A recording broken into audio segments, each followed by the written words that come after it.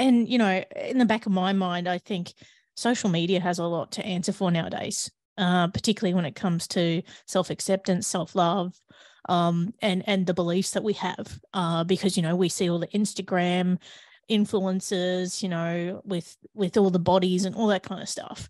And that can do a lot to our own beliefs in our own self-image and how we perceive ourselves, can't it? Yes, absolutely. Social media plays a huge part in that, as did traditional advertising and television for so many years.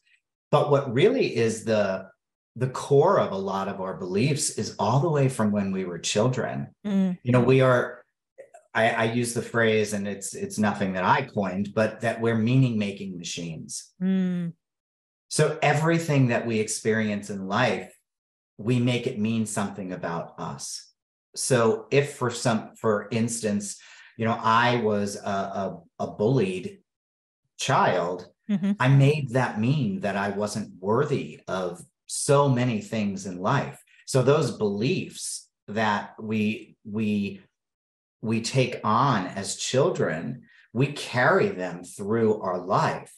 And then we're always playing that comparison game. And as you said, social media, you know, hits us with all of these images of what we should or should not be. And we play that comparison game. And when I always say, when you play the comparison game, nobody wins. Mm-hmm. But the challenge is really looking at those beliefs. And I work a lot with my clients to look at what we call a shadow belief, or what Carl Jung actually called a shadow belief, where these beliefs are so deep inside of us, myself included at the time when I started the work, that you don't even realize that they're there, and they're really driving your life. Every choice, every action that you take comes from your beliefs about what you think about yourself, about where you fit into the world. And myself, being a gay man and being in a marginalized community, you know, the world tells me that I'm not worthy and I'm not good enough on so many levels.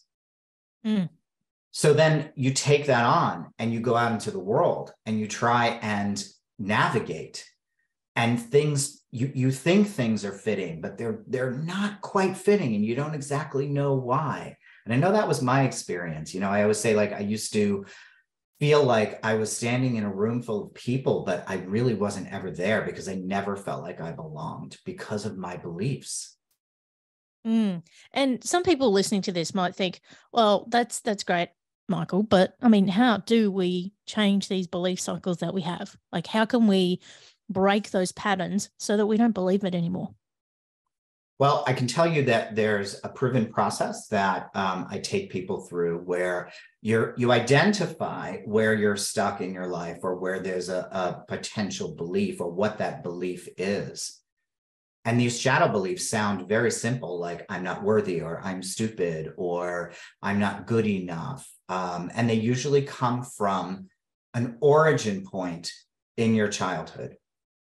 So what we do is we identify where we're stuck. We identify where we formed that belief. We actually go back and we look for that point of origin, as we call it. We look at the situation now, not from the child who has sometimes a challenge discerning, but from an adult who can look at the situation differently and see what was really the truth, what is fact and what's fiction. You know, what's the story I made up versus what really happened.